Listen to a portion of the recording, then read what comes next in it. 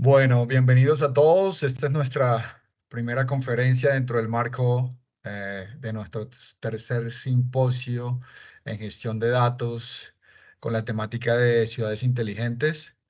Hoy vamos a hablar de un tema bastante relevante en los tiempos que estamos viviendo, que tiene que ver con agricultura y datos. Para ello hemos invitado a un experto en ambas temáticas. Su nombre es Leonardo Solórzano. Déjenme un poco hablarles de su background. Leonardo es ingeniero agrónomo de la Universidad Nacional. Tiene una maestría internacional en nutrición vegetal en cultivos hortícolas protegidos. Eh, Tiene un MBA de Linalde Business School. Tiene educación ejecutiva del Harvard Business en creación de valor, ventaja competitiva a través de el impacto social y la administración de empresas. Leonardo ha desempeñado varios cargos que tienen todo que ver con la temática de hoy. Actualmente es fundador y CEO de Telica Microbials. Seguramente él nos va a hablar algo de eso. Eso es uno de sus emprendimientos, de los varios que tiene. Él actualmente vive en Canadá, en donde pues se ha trasladado pues en parte para cumplir sus sueños, sus emprendimientos y trabajar los temas que más le gustan. Trabajó por 5 años en Agrosavia como asesor, como director de vinculación, director de centro de investigación. Trabajó en Sumitomo Corporation Colombia SAS como su gerente comercial, como gerente de operaciones en alianza y dirección en valores y diferentes posiciones en Flor Integral. O sea que contamos con un experto de más de 20 años en todos los temas de agricultura y datos. Bienvenido, Leonardo.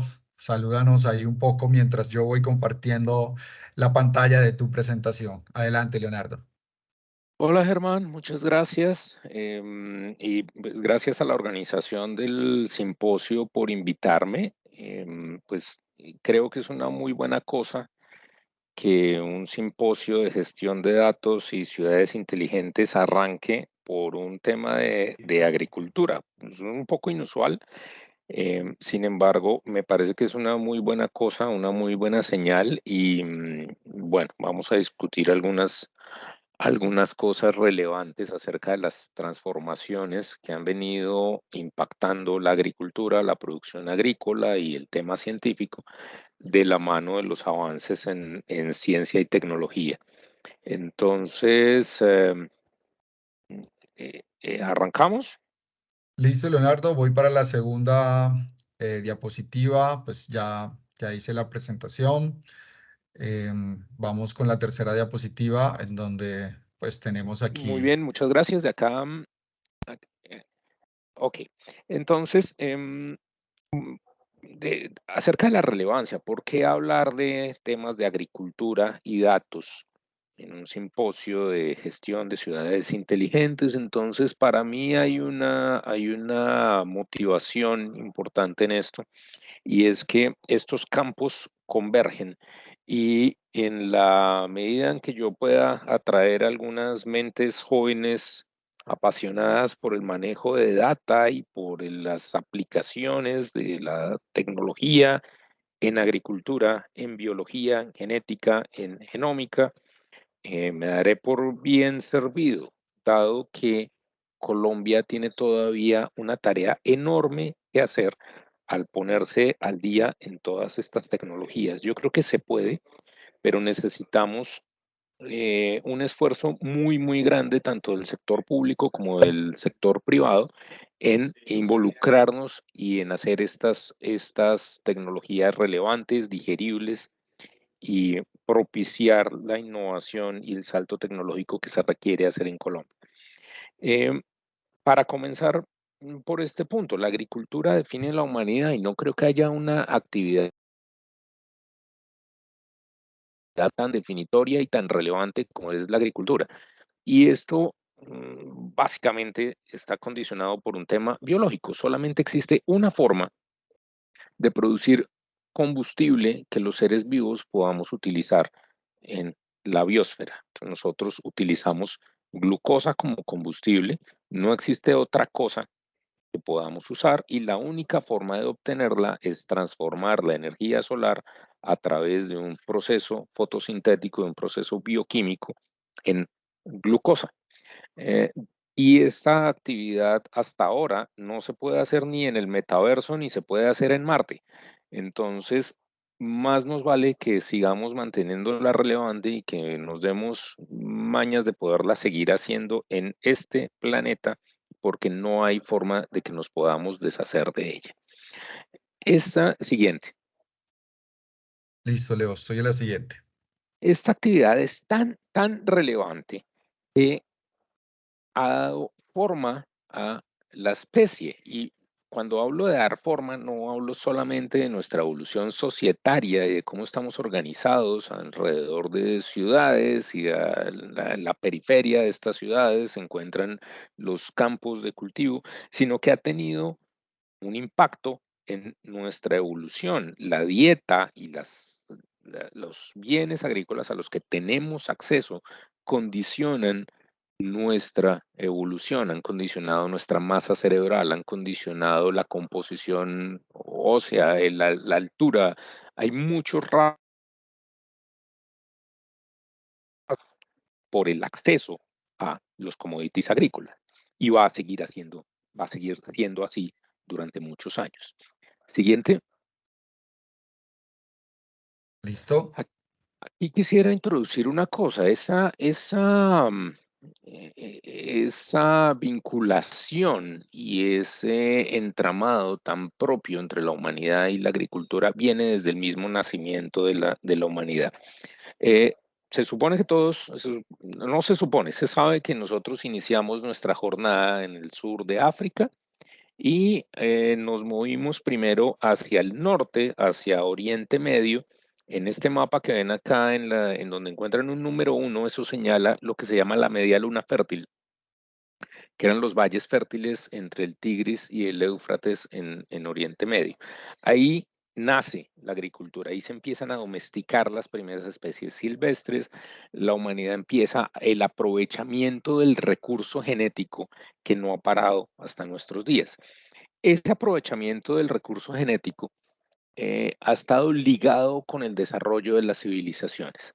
Entonces, en China, el desarrollo de la civilización se hace en torno al arroz, en Europa, en torno al trigo y a la cebada, en América, en torno al maíz. El maíz fue mejorado a partir de un pariente salvaje, una planta que se llama teocintle, todavía existe, y es un ejemplo maravilloso de lo que se podía hacer en tiempos muy remotos a partir de una selección genética que era puramente pragmática, era puramente ensayo y error, porque no había forma de documentar y la genética aparece hasta Gregorio Mendel muchísimos años después, cuando los pueblos de Mesoamérica logran desarrollar el maíz a partir del teocitle, no tenían forma de entender las leyes de la herencia, de modo que se hizo puramente a prueba y error. Ese es el grado que tenemos de entender cómo utilizar el recurso genético para nuestra alimentación. Esta situación ha cambiado monumentalmente, pero el salto que hemos dado ha sido un salto cuántico en los últimos 20 años. Siguiente.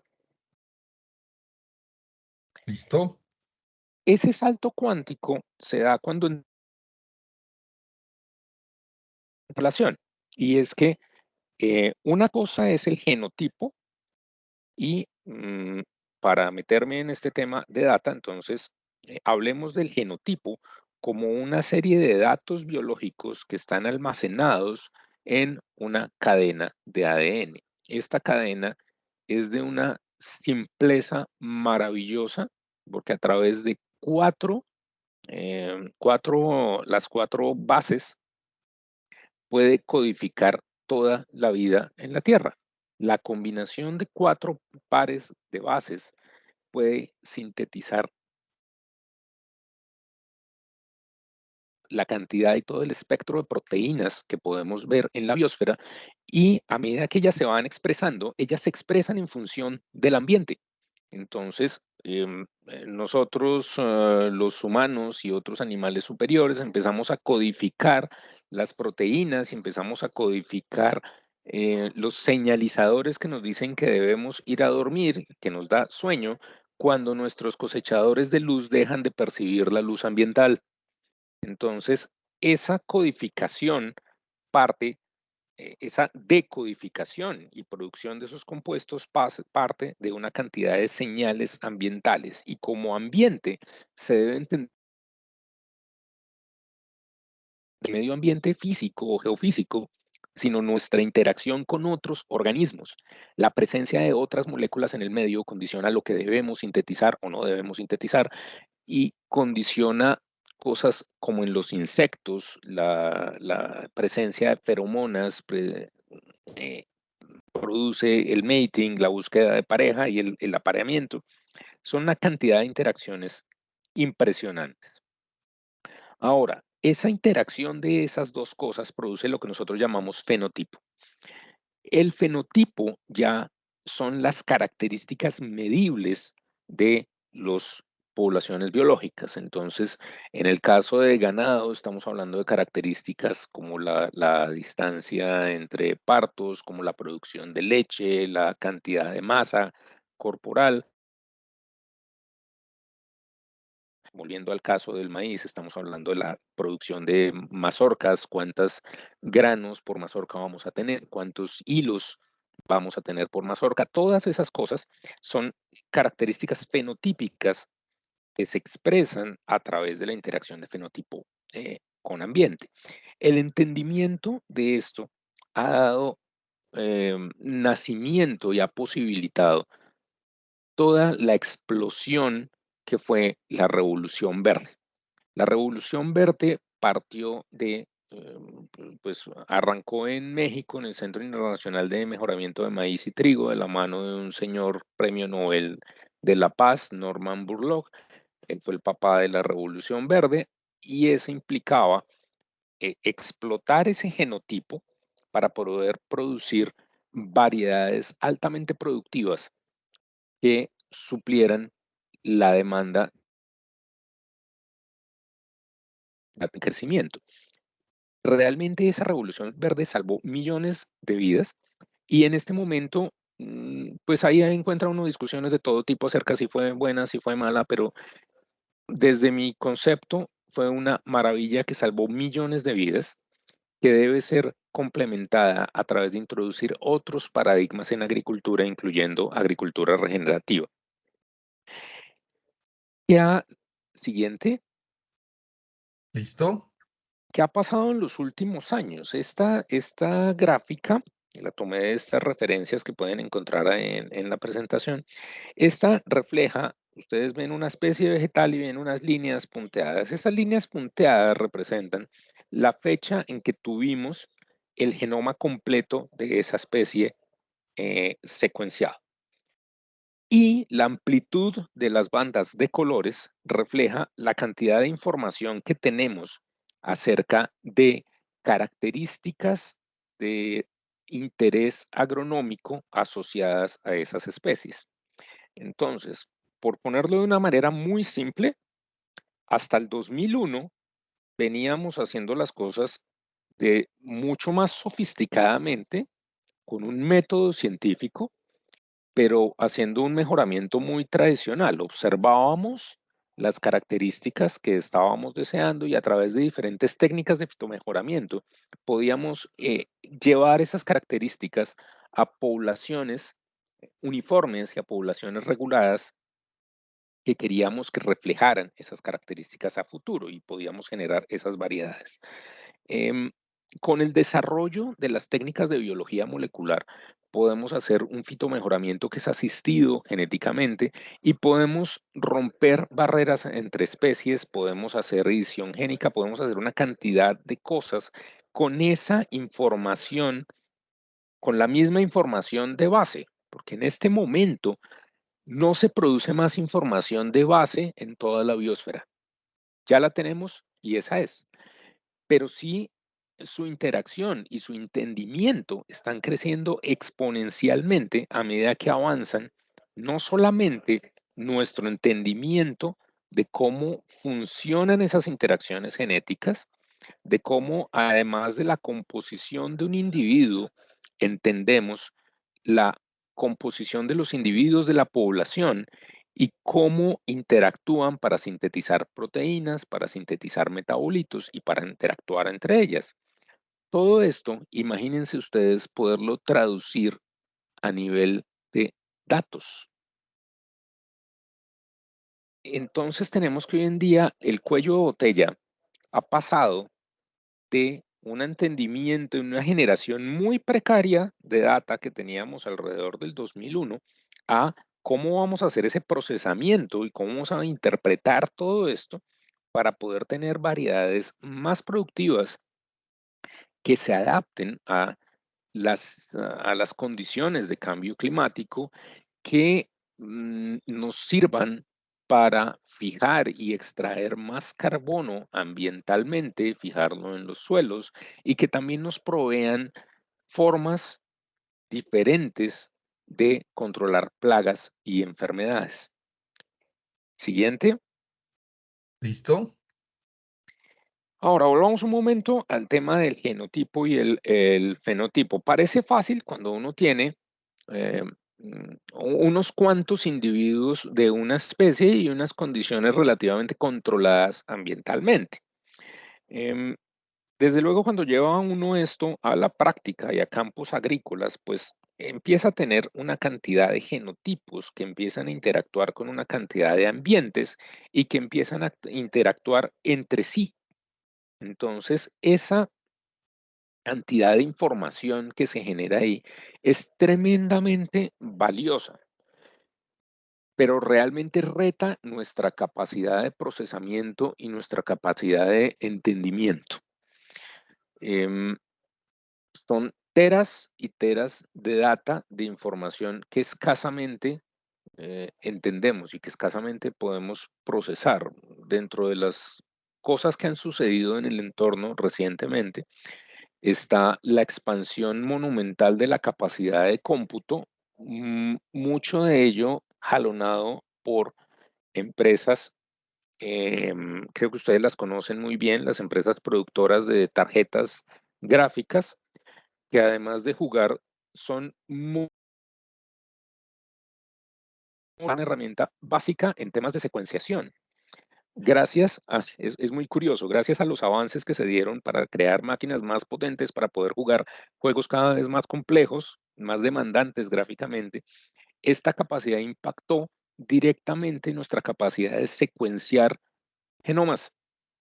Y hoy tenemos eh, la posibilidad de generar modelos de inteligencia artificial y de machine learning que nos permitan interpretar estas interacciones y esta data genómica de formas que no habíamos visto antes. El cuello de botella en este momento está en interpretación y no en generación de la data. Siguiente. ¿Listo? Y para complicar un poco más la cuestión, entonces, em, tenemos que hablar de metagenomas y pangenomas. Y tenemos que hablar no solamente de cuál es la composición genética de un individuo y de una población de individuos de la misma especie, sino cómo es la composición de genética de los individuos que están asociados a esas poblaciones. Más adelante voy a hablar un poquito más de esto, pero vayan pensando ustedes que todos los que estamos aquí escuchando esto, todos tenemos más o menos 2 kilos de microbios en nuestros intestinos. Eh, pues están en otras partes de nuestro organismo también, pero mantengámoslo simple. En nuestros intestinos hay más o menos 2 kilos de microbios, que son más o menos 200 veces la información genética que tenemos nosotros como seres humanos. Y esa información es fundamental eh, para nuestro desarrollo, para temas como el desarrollo del autismo, en todo. Hasta ahora estamos empezando a entender cómo la composición genética en la salud humana. Imagínense ustedes la complejidad construyendo los modelos que nos actuamos.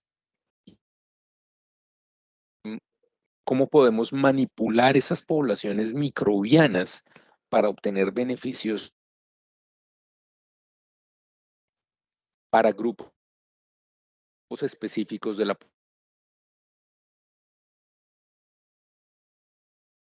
personalizada que está bastante los humanos con lo que seguimos haciendo para las plantas? Y es que más o menos de 10.000 años, planta, aparece una enfermedad, aplicamos un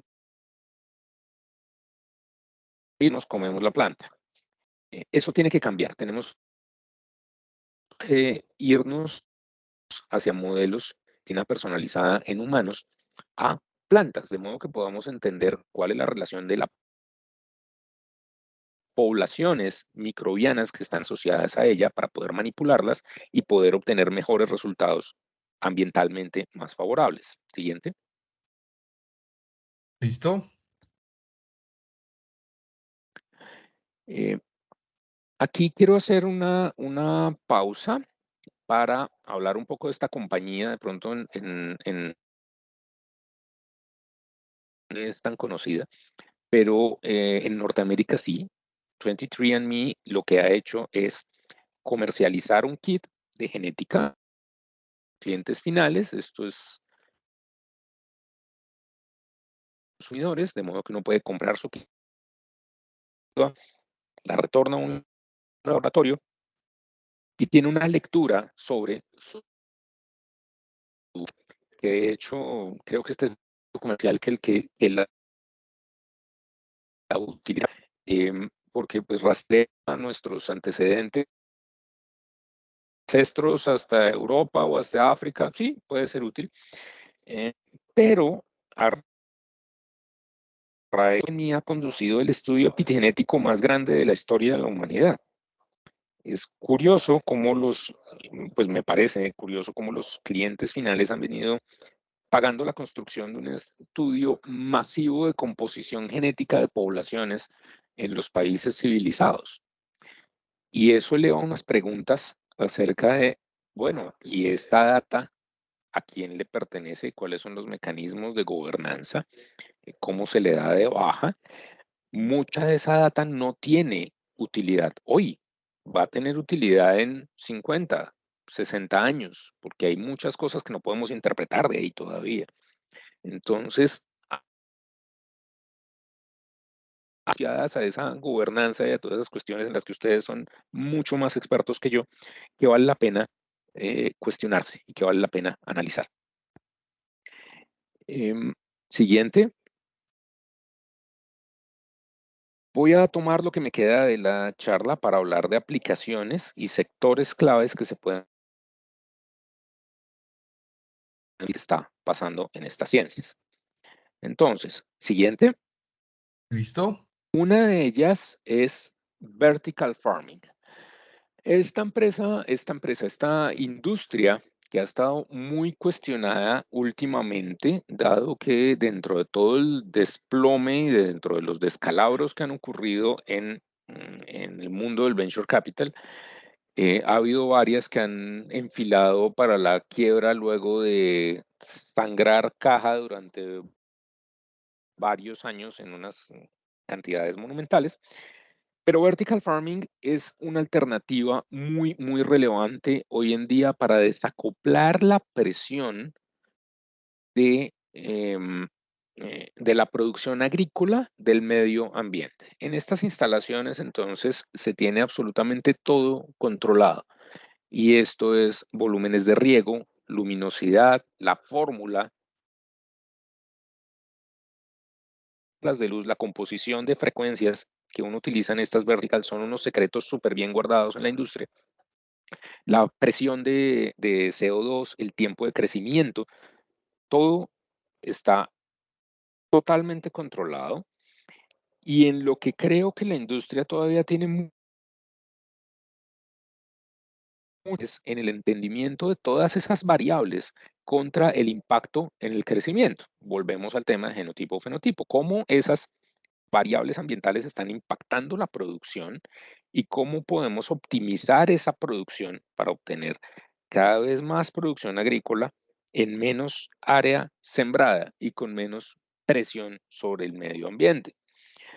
Ahora, para que esto funcione, se necesitan desarrollos en la interpretación de la data, en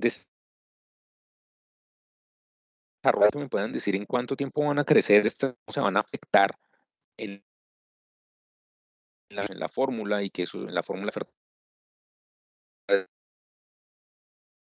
luminosa.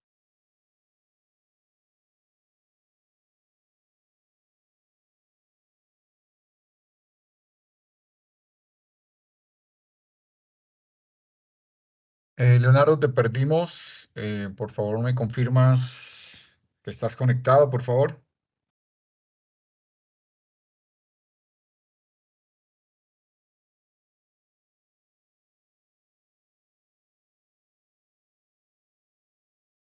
¿Aló, ahí me escuchan? Sí, ya te escuchamos. Adelante. Ok. Entonces, aquí necesitamos desarrollos en interpretación de la data, en modelos de nuevas variedades, porque hasta ahora venimos trabajando con cosas que cogimos de campo abierto y nos las llevamos para modelos de producción vertical y no necesariamente están adaptadas a él. Entonces se requiere mucha modelación, mucha interpretación y mucho análisis de datos. Siguiente. ¿Listo? Una que está cambiando totalmente y que no va a volver a ser la misma. Una de las cosas más emocionantes y muy, muy popular por aquí en Canadá es el vehículos autónomos, herbicidas,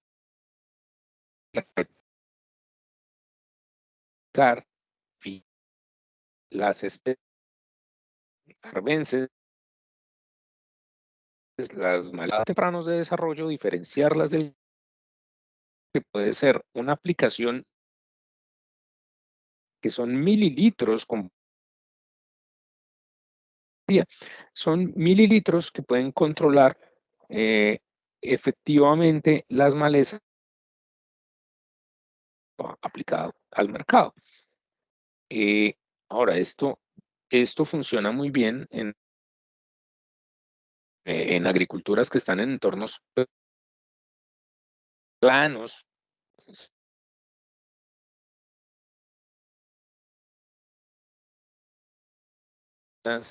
pero necesitan desarrollo.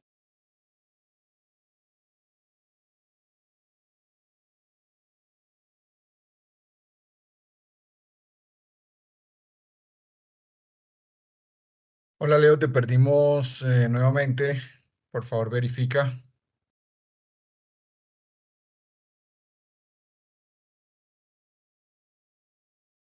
¿Aló? Sí, ahí te escuchamos de nuevo. Adelante, por favor. ¿Aló? ¿Me escucha? Sí, Ok. Y aquí entonces ya estamos en la siguiente, en la de microbioma. sí, señor, ya estamos. Muy bien, entonces hay una aplicación que es fundamental y que es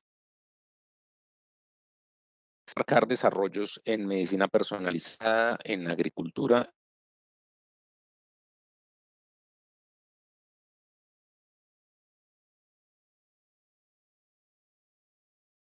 Los instantes son veces nuestra información genética y entre otras cosas que se llama el eje brain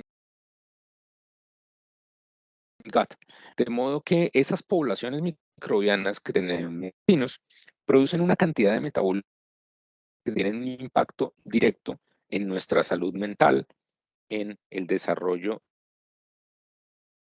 El autismo es un mal de los países desarrollados.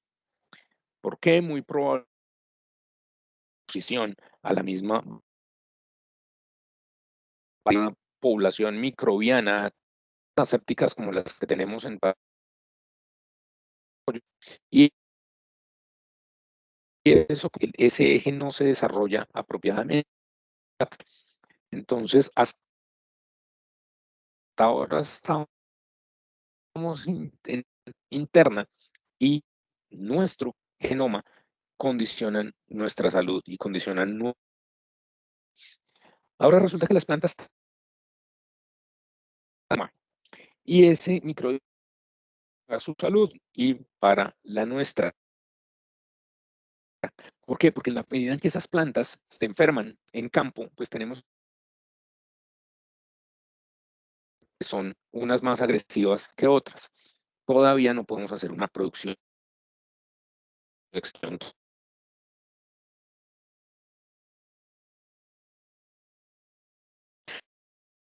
y en este momento tiene el control químico, y dentro de esas tendencias de esa industria está la utilización de población para poder regular la expresión de estas plantas y para poder condicionar y para poder entender cómo se va la salud de esas plantas.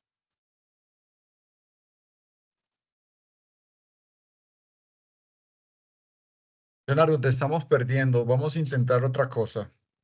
Tu celular tiene internet. Si quieres, te marco por WhatsApp a tu celular. Vamos moviendo las diapositivas como la estamos moviendo en este momento. ¿Lo Yo pongo escucho? el altavoz para que se escuche tu voz mucho mejor, ¿te parece? Ok, Vale, te voy a marcar. Si quieres, entonces, bueno. Vamos a la siguiente. dame un momento y te voy a marcar por WhatsApp a ver si mejora la comunicación. Y pongo el altavoz. Y cierras por allá el micrófono. Dame un momento.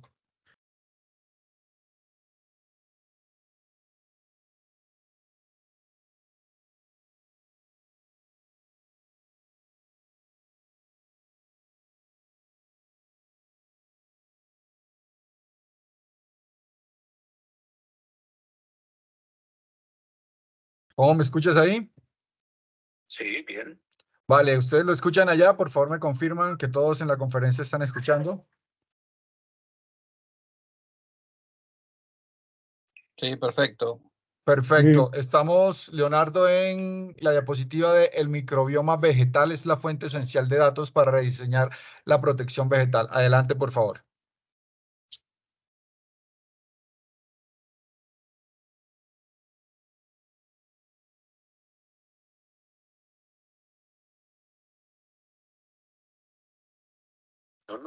Genética del huésped, información genética del vamos entendiendo la información genética de los microbios asociados, no solamente de los que están a nivel radicular, sino de las poblaciones que están en las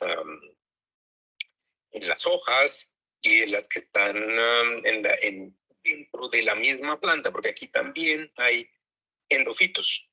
Entonces, todo eso condiciona la salud y la productividad de estas plantas. Y en la medida en que podemos entender cómo esas interacciones actúan entre sí y cuáles son las relaciones que tenemos entre ellos, pues vamos a tener cada vez más data, poder manipular esa producción agrícola de la forma en que necesitamos que respondan esas plantas y que responda el entorno.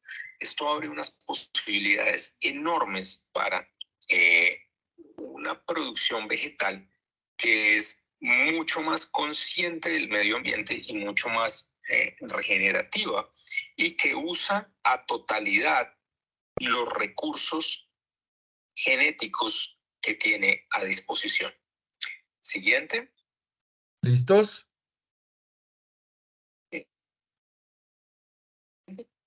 En el cual nosotros nos movemos, en el cual tenemos algún nivel de gestión a nivel empresarial, es el tema de trazabilidad agrícola y blockchain. Que esto ha sido una revolución recientemente, dadas las características de seguridad y dadas las características de inmutabilidad que tienen este tipo de bases de datos. Un artículo reciente de McKinsey menciona trazabilidad y blockchain reducir la pérdida de alimentos hasta en 30 millones de toneladas anuales. La situación realmente es crítica, dependiendo de los países en los que estemos hablando. Estamos hablando de pérdidas de alimentos que pueden ir entre el 30% de la producción agrícola, el caso de Colombia, hasta el 50% de la producción agrícola, que es Canadá. Muchas de esas pérdidas son perfectamente evitables y se deben a que nos gusta consumir frutas y verduras y bienes agrícolas que son estéticamente bonitos. Las imperfecciones hacen que esas frutas imperfectas se queden en el campo como rechazos o se queden en el supermercado también como rechazos posteriores que nunca van a ser cosechados. Es importante poder transmitir a los clientes y poderle transmitir a los consumidores que esas frutas y verduras naturalmente feas tienen el mismo valor nutricional y que hay un valor ambiental asociado a la huella de carbono que está detrás de eso, de modo que se pueda reducir esa enorme carga de pérdida y desperdicio de bienes agrícolas. Esa trazabilidad también es crítica para proveer alimentos inocuos. Entonces, sin mecanismos de trazabilidad agrícola es imposible dar una seguridad en el sentido de food safety, de dar una seguridad sobre los alimentos y sobre su inocuidad. Desafortunadamente, estas tecnologías hasta el momento están fuera del alcance para pequeños y medianos productores. El estándar dorado en esto es el Food Trust de IBM, que es el que funciona en las implementaciones que se hicieron en Walmart y en otras cadenas. Pero los costos de implementación y los costos de correr un blockchain de estos para semejante cantidad de información y semejantes cadenas de tal magnitud es prohibitiva todavía. Esos pequeños y medianos productores son responsables del 60% de la producción mundial de alimentos.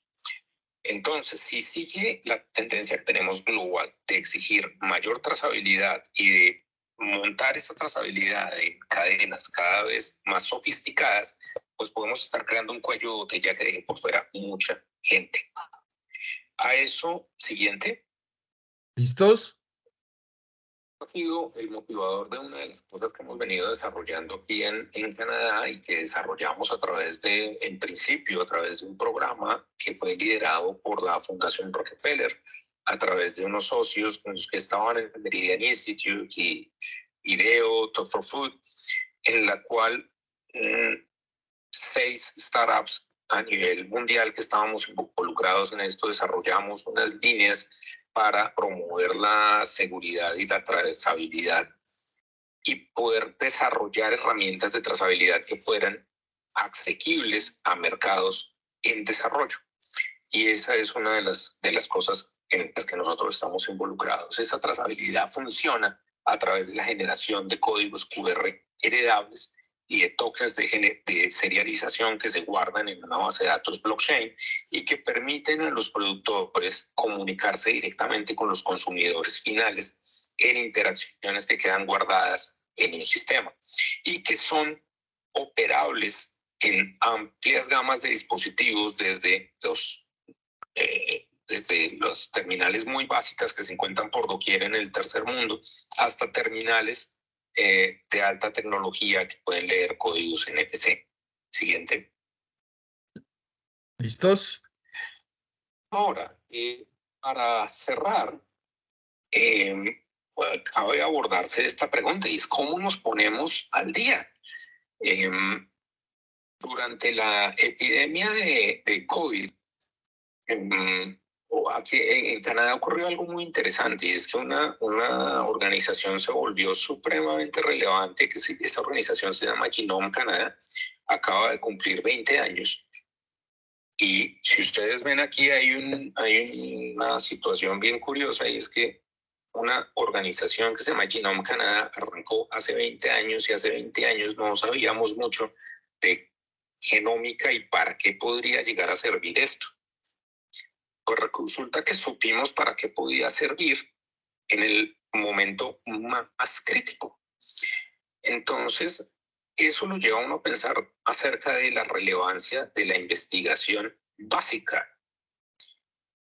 Se ha hablado mucho de que Colombia no tiene recursos de investigación suficientes, por los cuales debería enfocar su investigación en investigación aplicada.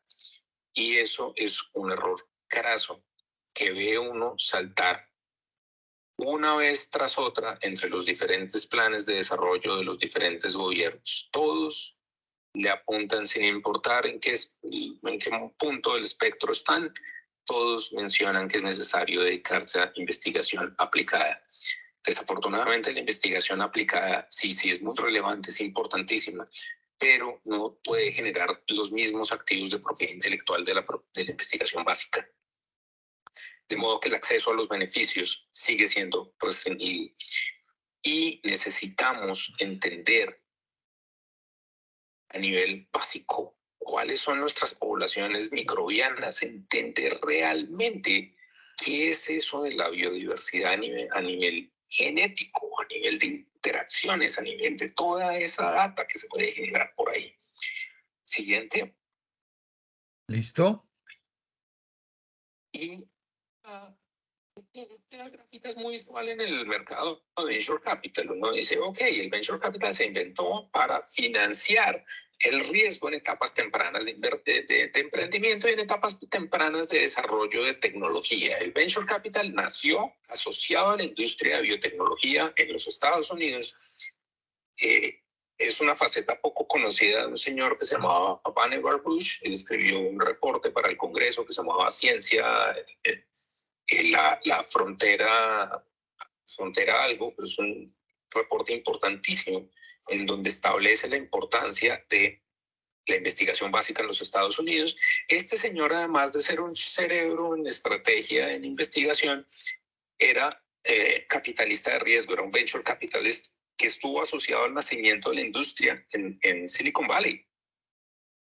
Entonces, esa industria de capital de riesgo necesita, en efecto, medírsele al tema de biotecnología en Colombia, porque no lo hace. Y además, siguiente, el Estado debe ser el inversionista de riesgo en esta etapa antes de que la tecnología pueda siquiera asomarse al mercado. Y eso se llama investigación básica. Siguiente.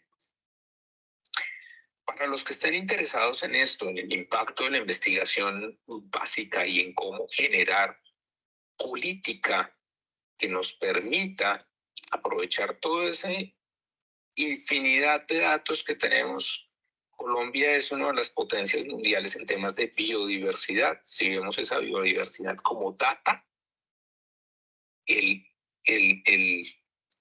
panorama es totalmente distinto. Colombia necesita aprovechar eso y necesita entender cómo valorizar esa biodiversidad. Les recomiendo muchísimo la lectura de estos dos libros a las personas que estén interesadas en esto, en cómo la innovación puede servir para desarrollar países y sacarlos de la pobreza. Siguiente. ¿Listo?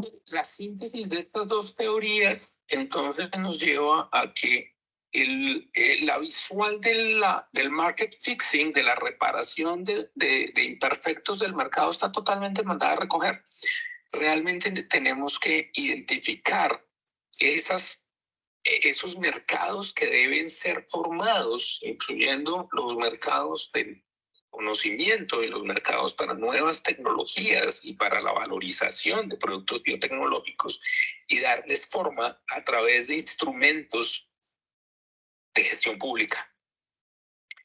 Pero ojalá que no sean COMPES, porque pues eso es un saludo a la bandera. Entonces, esto es poner los actores alineados a través de decir voy a escoger estas industrias que son las de alto potencial para el desarrollo y a formar instrumentos de política pública que les permitan desarrollarse y a invertir en la investigación básica y aplicada que permita el desarrollo de esas industrias.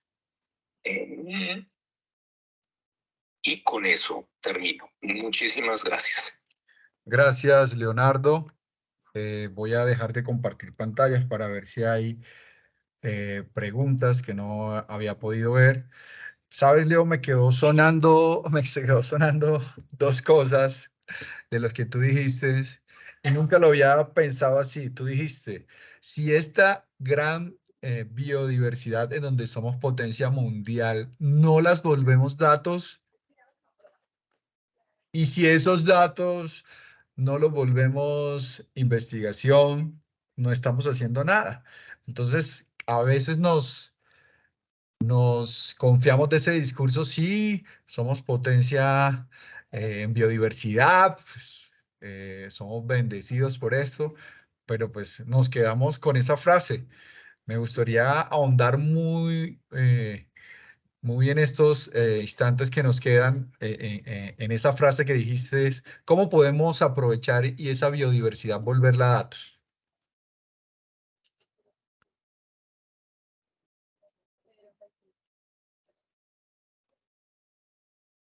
Valorización. Porque en la medida en que esos recursos genéticos y recursos biológicos tengan un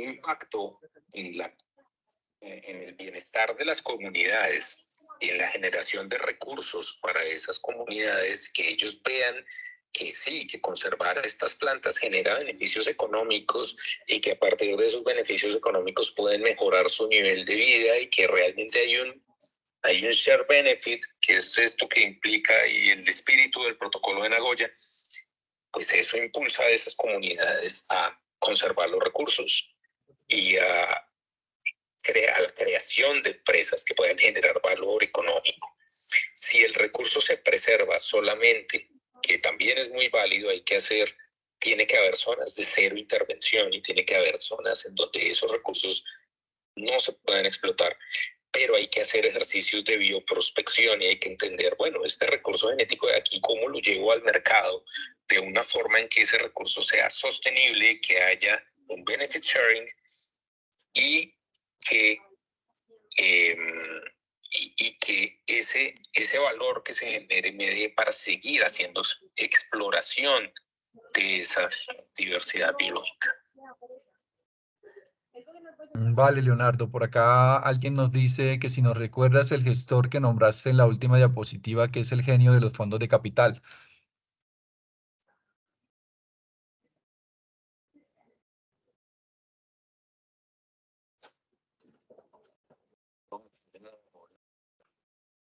Cita a Oppenheimer de Christopher Nolan.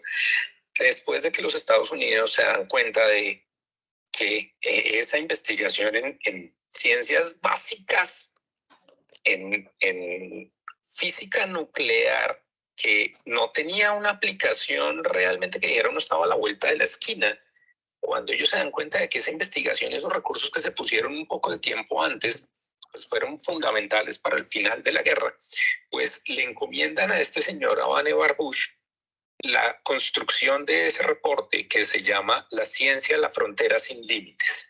Ese fue un reporte al Congreso de los Estados Unidos en donde él establece la importancia de la investigación básica, la investigación aplicada, incluso menciona que esas no deberían usarse de esos mismos términos porque esto es un continuo de incertidumbre, de modo que en las primeras fases tengo una tremenda incertidumbre, hacia el final la voy reduciendo y conforme voy reduciéndola puedo entender qué capital está dispuesto a asumir el riesgo. Ese señor fue fundamental en la creación de las primeras firmas de capital de riesgo, venture capital, en los Estados Unidos, involucradas en biotecnología. Él fue uno de los gestores de esas firmas. Gracias, Leonardo. Por acá tenemos otra pregunta. ¿Podrías repetir la relación del autismo con la microbiota intestinal?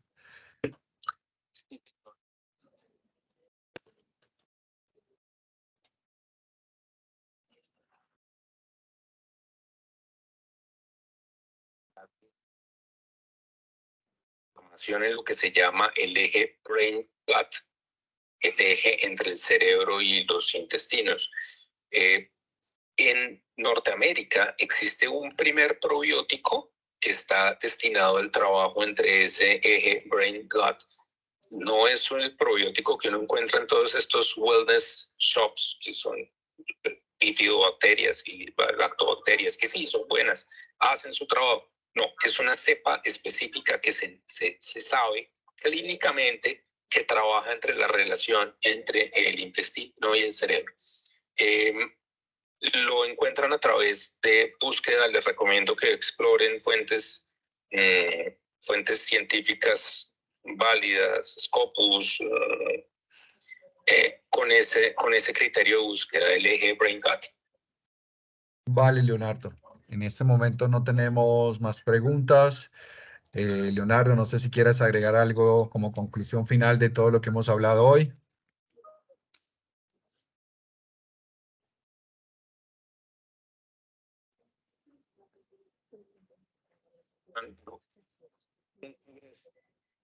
Control biológico, desarrollando temas también del emprendimiento. Entonces, pues así es este mundo. Entonces, mil disculpas por los temas de conectividad, pero estoy a la orden. Muchas gracias, Leonardo. Mira, acá hay una última pregunta. Que dentro de la arquitectura, la agricultura de datos considera viable herramientas tales como el ecosistema digital, la inteligencia artificial, el metaverso y herramientas necesarias para considerar los datos, generando valor en las empresas en tiempos de cambio climático.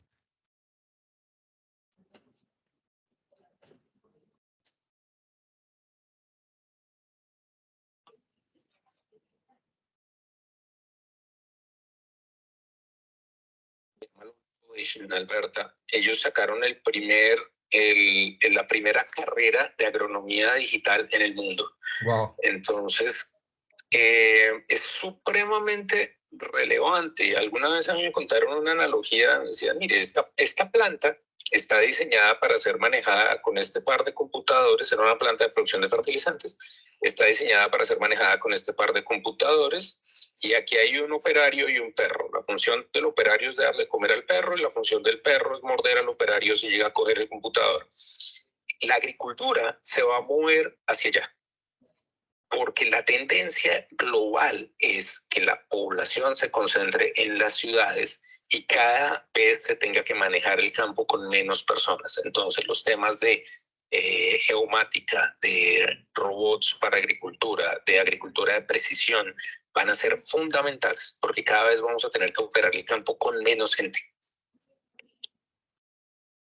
Vale, yo creo que esa es una conclusión final también, para la cual debemos estar preparados, y pues con todas las bondades y riesgos que esto conlleva, y en medio de todos pues los datos, porque sin datos esto pues finalmente no funciona. Leonardo, te agradecemos todo tu tiempo. Nuevamente excusas por los inconvenientes. Creo que la última media hora ha sido mejor con esta nueva estrategia de comunicación, pero ha sido muy, muy enriquecedora desde todo punto de vista, a mi parecer, tanto en temas de genomas, tanto en temas de microbióticos, etcétera, en donde se nota que eres todo un experto y que estás a la vanguardia en todos estos temas. De verdad que te felicito por todas estas temáticas que nos has dado a conocer a hoy, y que a veces nosotros solo oímos en las noticias o vemos en papers, pero que hemos tenido la fortuna de tenerte aquí con nosotros para que nos des una amplia visión de todo lo que se puede hacer con agricultura y datos. De verdad que muchas gracias, excelente presentación, que tengas excelente día. Muchas gracias a todos nuestros asistentes.